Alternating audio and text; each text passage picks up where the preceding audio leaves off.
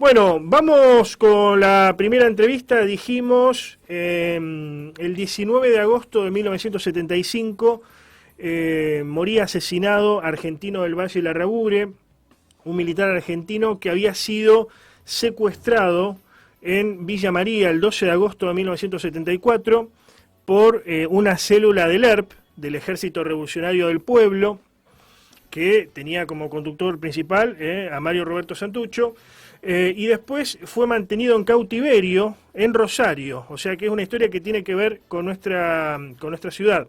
Los carceleros de este pobre hombre fueron los padres de la exdiputada nacional, Josefina González, de la Cámpora.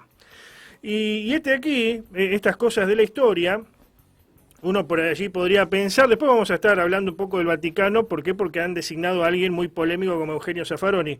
Pero uno podría sospechar o definir el Vaticano como más progresista o centroizquierdista. Bueno, pero pese a esto, y digo, a ver, no necesariamente los militares de derecha, pero siempre se lo relaciona de alguna manera al orden, a lo conservador, si uno quiere.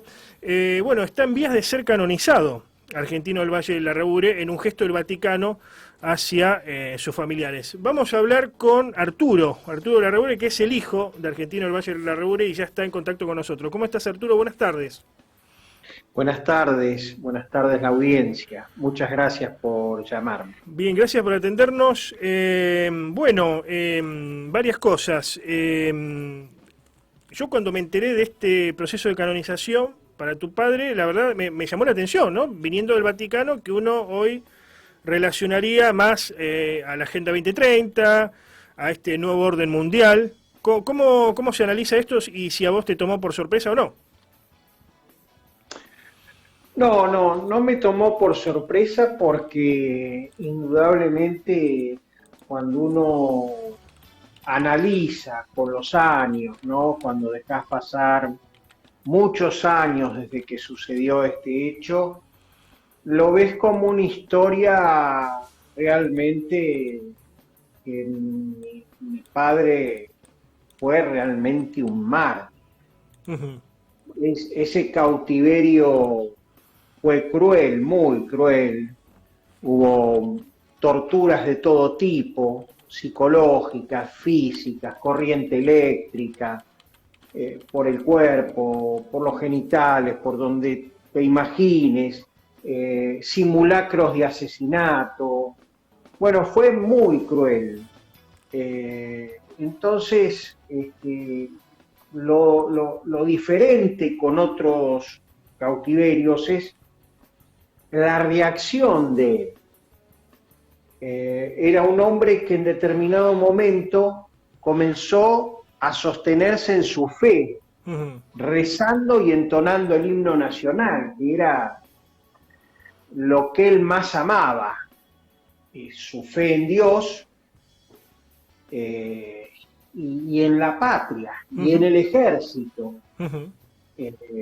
Era un hombre muy preparado porque además de ser militar había estudiado ingeniería, se había especializado, había sido becado en el exterior y realmente tenía ofrecimientos de quedarse a vivir en el exterior o venir acá a la Argentina y trabajar en distintas empresas relacionadas con su segunda carrera, Ujú. que era la ingeniería química. O De sea, hecho, en principio no tenía nada que ver con lo que se denominó en algún momento guerra sucia contra la guerrilla, no tenía absolutamente nada que ver, digamos. no tenía absolutamente nada que ver. De cualquier manera, como bien lo dijiste vos, estábamos en un gobierno democrático, Estábamos en un gobierno democrático, sí. porque 11 de agosto del 74, la fábrica militar de pólvoras y explosivos de Villa María, Córdoba, es atacada por un grupo fuertemente armado, sindicado como Decididos de Córdoba, del Ejército Revolucionario del Pueblo, más de 120 integrantes. Hay muertes esa noche, hay heridos y hay secuestrados. Ujú. Mi padre y el capitán García. El capitán García es acribillado por la espalda cuando quiere fugarse del auto, en el que ambos, mi padre y él, son tomados de rehenes. y 14 impactos de bala en la espalda, al otro día lo dan por muerto, pero la providencia divina es que García vive, por supuesto, hasta muchos meses en el hospital, al igual que un soldado que es herido por otro soldado entregador. Es una noche de combate, sí. una noche de guerra sucia, de guerra realmente terrible, ¿no? Sí, pero sí. Las instituciones de la patria en ese entonces, y el ejército es una institución de la patria, son atacados. No es que el ejército iba a atacar o a reprimir, porque muchas de la gente que comienza a ver todo esto, pero ¿cómo esto pasó en plena democracia? Sí, para aquellos que no están al tanto, se da así la situación. Cuando el peronismo llega al poder, con Cámpora primero, hay una suerte de tregua por parte de una de las organizaciones guerrilleras, que es Montoneros, pero el ERP nunca, en ese aspecto, nunca quiso llevar adelante una tregua con el ejército, o la guerra contra el ejército. ¿Por qué? Pensemos que ellos estaban adelante de una guerra revolucionaria, ¿no? ¿Por qué? Porque lo consideran un instrumento de dominación burgués, directamente, de un ejército de ocupación. Ellos lo consideraban así, de esa forma. Así es. Entonces, y a las empresas que también las consideraban burguesas. Claro. Y entonces seguían secuestrando y pidiendo a cambio dinero. En el caso de mi padre no pedían dinero, pedían terroristas que habían cometido ilícitos, habían sido juzgados, pero habían sido liberados el 25 de mayo del 73, muchos de ellos. Pasaron meses y volvieron a atacar. Y pedían a cambio de mi padre 5 terroristas. O sea, lo que se dice un canje, ¿no? Un término que suena mal, pero un canje. Un canje que él se notifica de ese canje porque hubo varios intentos para que él recupere su libertad. Uno es el ejército se niega rotundamente, taxativamente, y dice: el ejército no negocia con terroristas. Escalamos y vamos a la entonces presidente de la República, Isabel Martínez de Perón, porque Perón había muerto el 1 de julio. Y esto sucede el 11 de agosto. Cuando recurrimos a la presidenta para ver qué es lo que ella decía, si avalaba o no, nunca hubo reunión. El Estado argentino es como que se desentiende del problema. Isabel Martínez ni la recibe a mi madre, la deja plantada. Claro, lo dejan solo, ¿no? Lo abandona a su suerte, de alguna manera. Sí, a su suerte. Lo abandona a su suerte. Y después... Completa.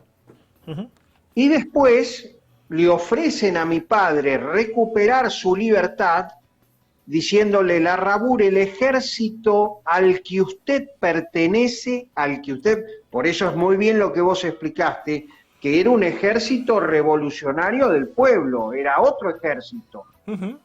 Sí, solo hay que leer las revistas de la época, ¿no? Donde planteaban eso, y la lucha armada como la lucha armada violenta, inclusive como la única alternativa para lograr la revolución guevarista en ese caso. Ahora, ¿cómo es la estadía en Rosario? Hecho histórico que nos toca muy de cerca. Muchos no conocen esa parte. Explicado más o menos fácil, ¿cómo es la estadía en Rosario?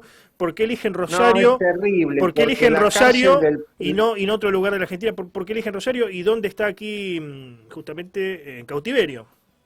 Bueno, Rosario era uno de los lugares donde el ERP tenía mucha gente, al igual que Córdoba, Tucumán, La Plata, Buenos Aires, Bahía Blanca. Esos eran los centros prácticamente más importantes. Rosario era un punto neurálgico porque Rosario era muy industrial, al igual que Córdoba. Claro. Entonces había mucho secuestro también de industriales, de sindicalistas. De hecho, uno de los que está al lado de mi padre cautivo era un industrial rosarino, se llamaba René Vicari, y él es el que lo escucha cantar, rezar, cantar el himno nacional, ¿no? Porque así se sostenía, tenía claro que se daba fuerzas tenía que sostener se daba fuerza para en continuar. la fe. Claro, sí, sí. Claro. La cárcel era de escasas dimensiones, de 2 metros de alto, 60 centímetros de ancho, 1,10 m de largo, prácticamente no podía entrar salvo su camastro, tenía un inodoro portátil. Qué bárbaro. Sus carceleros eran encapuchados, estaban encapuchados, y en realidad la información que vos has dicho sobre los padres de Josefina González es cierta, pero hay que agregar una cosa. Estaban los tíos también y la abuela de Josefina González. Era un grupo, una célula de terroristas de la familia González, digamos. Qué bárbaro. Qué bárbaro. Esto está todo documentado, esto se abrió una causa judicial que hoy está en la Corte Suprema esperando resolución de los 4 jueces que están en la Corte Suprema hoy. Sí, hay que decir que los padres de González continúan desaparecidos, ¿no? Hay que siempre marcar ese tema. Sí, sí, por supuesto. Fue lo que has dicho vos, una guerra cruel, una guerra sucia, sí, la guerra revolucionaria. Había evidentemente dos sectores, ¿no? Había 2 sectores. Comentaste que de alguna manera se sienten abandonados por el gobierno peronista de entonces. ¿Y qué es no hay posibilidad de canje, y sí, ahí le dicen a mi padre, bueno, usted quiere recuperar la libertad, la Rabur, el ejército lo ha abandonado. Usted la puede recuperar, lo que tiene que hacer es trabajar para nosotros, armar bombas, explosivos, darnos un curso de todo esto, porque el ERP tenía varias fábricas militares. Claro, sí. Cuando le ofrecen a mi padre eso, él les responde, a ese precio, no, prefiero la muerte. Claro, que se torciera, ¿no? Como se dice, básicamente que se torciera. Ahora, ¿cómo es la actitud del ejército para con tu padre? Porque en algún momento se especuló con que, bueno, podría haber sido usado por algunos de los que querían el golpe, como para acelerar la situación, y por eso lo dejaron a su suerte, como para tener justificativos después para llevar adelante una intentona golpista, como se termina dando el 24 de marzo de 1976 más adelante. No, yo creo que no es así. De hecho, hay que ver otros secuestrados, como el caso de Ibarzábal.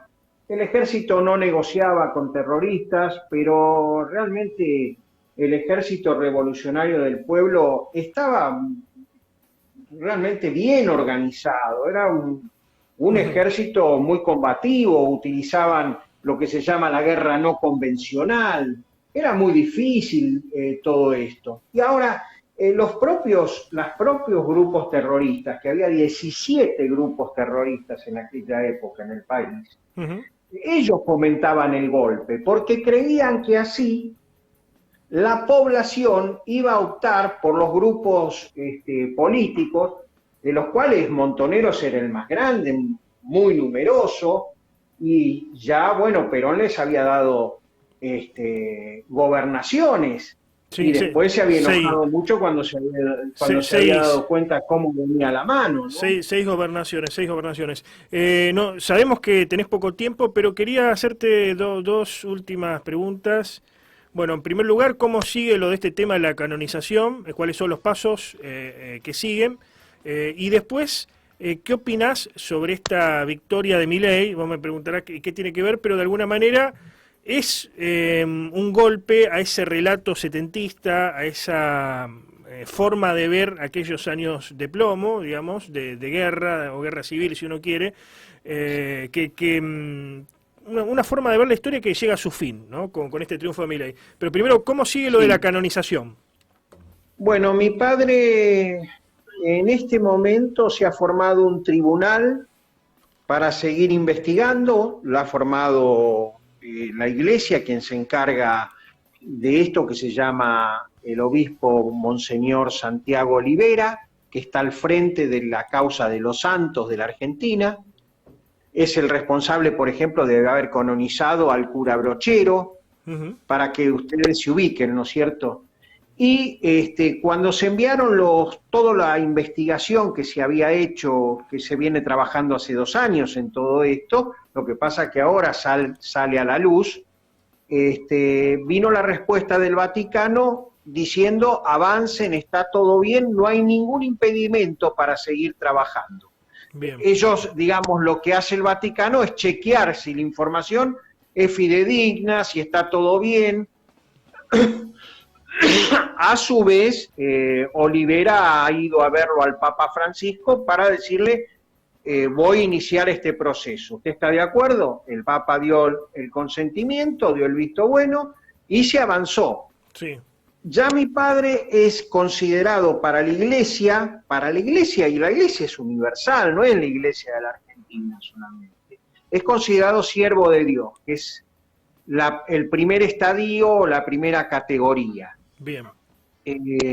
Después tendrán que avanzar o no en las distintas, digamos, situaciones que pueden ser. Uh-huh. Se puede ser beato siendo mártir. Eso fue algo nuevo que implementó el Papa Francisco, y por ahí podría ser que el martirio de mi padre, a través de ese martirio, sea considerado beato. Bien. O santo. Eso tendrá que investigar la iglesia. Este es un proceso totalmente religioso, no es laico, no es un tema judicial ni mucho menos. Por eso hay 2 causas, digamos. Una es la judicial y esta es la religiosa de la que estamos hablando. Sí, queda claro. Por último, ¿qué opinás de esta ola de Milei? Casualmente su candidata a vicepresidenta es alguien que viene del Centro de Estudios de Víctimas del Terrorismo en el que ustedes participan, como Victoria Villarroel, que ha escrito libros al respecto. ¿Termina ese relato gramsciano, si uno quiere, sobre aquellos años? ¿Esta victoria es producto de eso? Yo creo que hay un cambio de paradigma muy claro, un fin de ciclo. Creo que la gente está cansada, y está cansado de la mentira sobre todo. Porque si en los 70 decían que luchaban por un mundo mejor, cuando tuvieron todo el poder, no crearon un mundo mejor, crearon un mundo mucho peor. Los índices de ahora son escalofriantes. Y la gente se ha dado cuenta de todo eso, que los gobiernos que han venido son todos unos mentirosos realmente. Y Milei encarna lo nuevo, encarna la lucha contra gente que se ha apoltronado en la política hace 40 años, y creo que la juventud, sobre todo, le ha dado un visto bueno a este nuevo grupo político, ¿no es cierto?, que es La Libertad Avanza. Uh-huh. Creo que Victoria Villarroel es una esperanza, es una joven esperanza, realmente es una chica muy, muy, muy inteligente. Yo he trabajado con ella durante casi 20 años, realmente es muy, muy capaz, muy inteligente, muy culta, muy estudiosa, muy preparada, y bueno, y la gente lo entiende así. Lo que pasa es que le han dado poca prensa, recién ahora le están conociendo. Bien, si gana Milei, ¿debería cesar con este tema de los juicios de lesa humanidad, o debería, en todo caso, empezar a enjuiciar a terroristas o a los que integraron organizaciones subversivas? Yo vería esta segunda opción. Tendrían que ser juzgados los terroristas que gozan de no solo impunidad, sino que el Estado argentino ha sido benefactor, le ha dado concesiones, indemnizaciones que no corresponden. Uh-huh. Hay que investigar todo eso. Hay un fraude contra el Estado argentino que es inconmensurable, la plata que se han robado en este caso. Hay libros, uh-huh, la mentira de los desaparecidos, ¿no es cierto? hay realmente una corrupción terrible. Entonces me parece que es la segunda opción. Gracias. Tendrían que haber juzgamiento y tendrían que aparecer las víctimas del terrorismo también. Las 17.380 víctimas del terrorismo que no se conocen. Yo soy uno más, pero hay 17.380 víctimas. El ataque fue monstruoso a la población civil y no civil, y a los militares, y a la parte de seguridad del país. Bien. Pero bueno, yo creo que tiene que haber un sinceramiento, o de alguna manera terminar todo esto con un indulto, como lo terminó Menem, pero cuando llegó Kirchner al poder, lo que hizo, bueno, los militares todos a ser juzgados, todo delito de lesa humanidad, no importa si lo es o no lo es, presos sin a veces ninguna razón. Pero qué sé yo, veamos cómo sigue la historia. Es un país muy complicado, la Argentina es un país muy complicado, ya viene complicado desde sus comienzos, las luchas entre unitarios y federales, realmente es un país muy difícil. Gracias. Por eso, Sí. Por eso habría que ver cómo continúa todo esto. Gracias por el contacto, Arturo. No, por favor, gracias a vos y a tu entera disposición. Adiós.